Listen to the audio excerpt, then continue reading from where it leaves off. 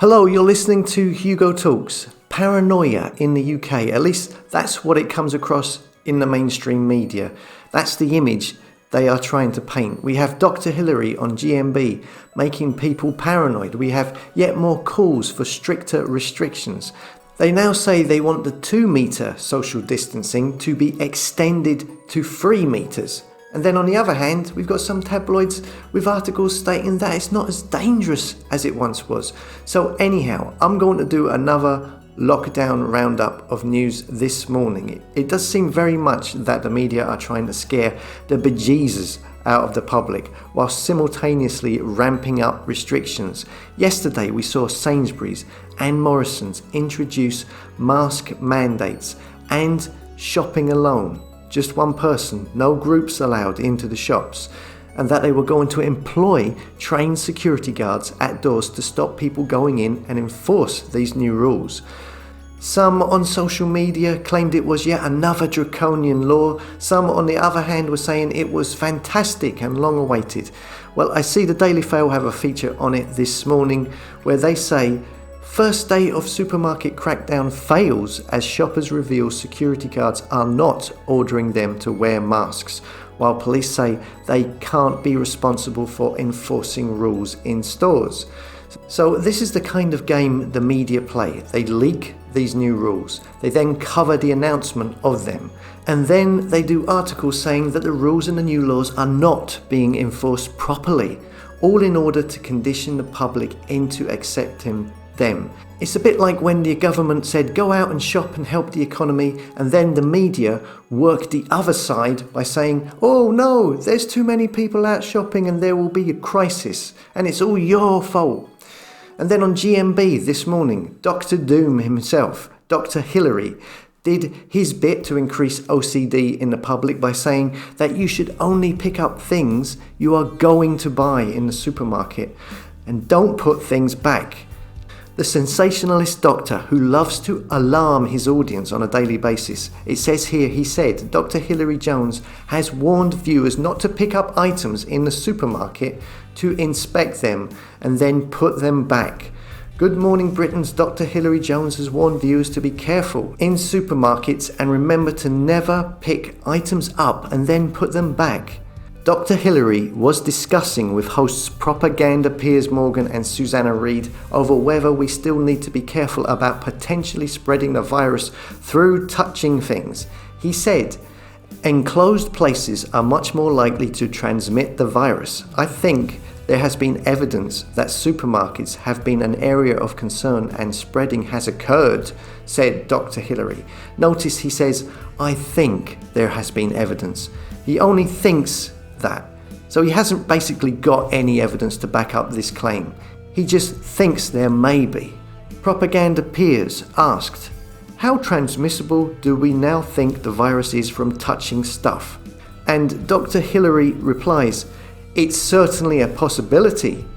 I don't think there are a lot of documented cases where it was shown to have happened though, he then replied. So Dr. Hillary, right, he's making these statements. He's saying, oh no, don't go and touch the fruit and veg. Only touch it if you're going to pick it up and put it in your basket.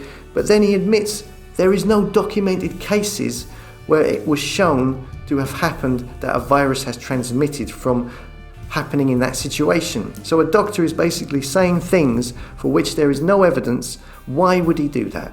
In increasingly difficult situations, he is just making things worse, isn't he? This seems to be designed, in my opinion, to probably scare the people out there who are stupid enough to listen to this garbage first thing in the morning. Create a paranoid public, a paranoid UK, stress them out, make them anxious, make them all a little bit OCD over touching things now. Let's face it, for a lot of people, the only time you are out now is when you go to the supermarket. So the media are like, yeah, let's make that one time they're out, let's make it as stressful as possible. So the media create an atmosphere of fear. And those out there in the public who are mindlessly hypnotized by this output and buy into it, these people on social media, they literally panic by calling out anyone or anything that breaks these rules, and they themselves then start calling for tighter restrictions on social media. and that in turn leads to stuff like this. Sage scientists say a 3-meter social distancing rule should be considered. Here it is in the Daily Fail. Scientists urge number 10 to increase social distancing to 3 months as Matt Hancock blasts people for flouting lockdown rules, blah blah blah. It says here, in practice, this would change the limit to 3 meters, nearly 10 feet. The drastic proposal came as furious Matt Hancock denounced individuals who flout social distancing rules. We have all of this ramping up, all of this paranoia and fear-mongering in the UK, and then we have also got this from the Daily Fail. Virus is killing fewer healthy and under 60s in England now than it did during the first wave of the pandemic in spring, data shows. It says risk of the virus to people without pre-existing health conditions and those under 60 has always been small. NHS England figures reveal that the threat has become even smaller over time thanks to better treatments, etc., etc. Of course, if you recall, the Daily Fail back in December reported that only 388 people aged under 60 with no underlying health conditions have died of the virus in England's hospitals, which shows that the majority of people living in England are not at that much of a risk. Yet here we have the mainstream media pushing the fear narrative onto everyone and not focusing on figures such as this, which would, if they did, it would alleviate people's fears. But clearly that is not what the mainstream media want to do. They clearly want to create an environment of fear. As always, thanks for listening. Don't forget to like, comment and subscribe.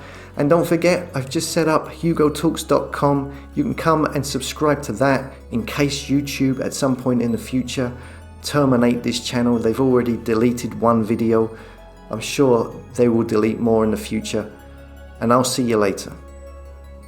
Hello, you're listening to Hugo Talks. Sainsbury's have said now that shoppers have to wear a mask when shopping in store in the UK, and that only now one person per household can enter into the shop. Sainsbury's said it would put trained security guards at store entrances to challenge those not wearing a mask and those who were shopping in groups. Just what everyone needs, more goons watching over you as you're trying to go about your normal life. I'm surprised they haven't set up one of those mask recognition machines to make sure your mask is on properly. That'll be next. It says here, supermarket chain Sainsbury's will enforce mask wearing and shopping alone in its stores, the company has said. This came after Morrison's, another supermarket chain in the UK, said it will enforce mask wearing in its shop this afternoon. These supermarkets must have all have gotten orders or something from the government. Sainsbury's said it would put trained security guards at store entrances to challenge those not wearing a mask and those who were shopping in groups. Now, what about people who are medically exempt from wearing masks? Because from what I've heard, doctors don't actually give out exemptions. I could be wrong here, but I heard that doesn't really happen. What about people who have breathing difficulties, an illness, or a disability, or whatever, and literally can't wear masks? Will it be that every time they have to explain in detail why they can't wear a mask? Will they be continually hassled throughout the shop, not just by other so-called trained security staff, but by the paranoid public? The UK is looking a bit like a basket case right now. Fear projecting out of the media every second of the day. Seems to be a new law every other hour. So seeing how all these big companies stick together, and obviously this seems to me like an orchestrated thing, what do you think Tesco are going to do now? And will Lidl's and Aldi and Asda, what would they do? The same, probably. So, I mean, if you're not happy and think this is another step too far, there is only one thing you can do, really, and that is simply to not shop in Sainsbury's and Morrison's and hit them where it hurts. Don't give them your money. And if other supermarkets follow suit, don't go to them either. Go to your local shop. I suppose it depends on wherever you are and what options you have. But yeah, I mean, it is discriminating against people who have, say for instance, carers who need to take them shopping. It's making it difficult for single parents. old couples where one may have dementia and can't be left at home alone. And I'm sure there's loads of other problems that are associated with this situation. So, as always, thanks for listening. Don't forget to like, comment and subscribe, and come over to hugotalks.com and subscribe if you would like to be kept up to date with my daily videos in case YouTube censor this channel.